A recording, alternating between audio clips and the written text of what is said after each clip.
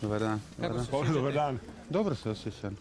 Zahvalio bih profesoru Nemecu, i svima u specijalnoj bolnici dr. Nemec na fantastičnom tretmanu, toplom, a opet profesionalnom, i oni su mi napravili ovaj boravak tu stvarno ugodnim i sve je prošlo prema profesoru jako dobro, tako da vrlo brzo ću baciti štake, i vratiti se normalnom životu i poslu.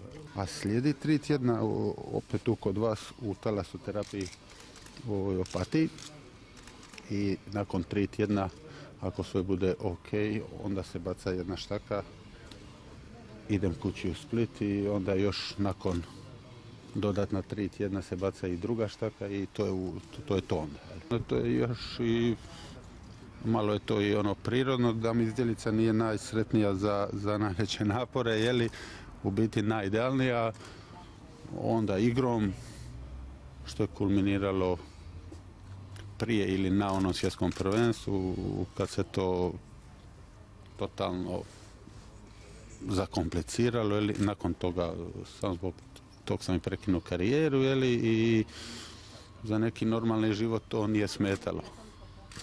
Jasno da se hrskavica trošila sve više i više i kasnije je postalo, ne bih rekao neizdrživo, nije to, međutim,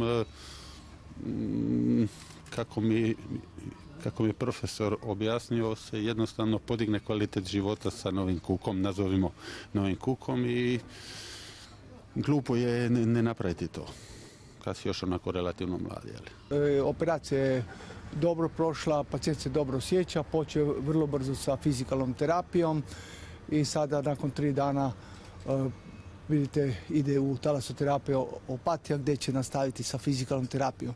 Vjerujem da će taj cijeli proces fizikalne terapije dobro ići i kako sam pretpostavio da će 6 tjedana nakon operacije početi hodati bez štaka i da će biti spreman za utakmicu sa Švedskom.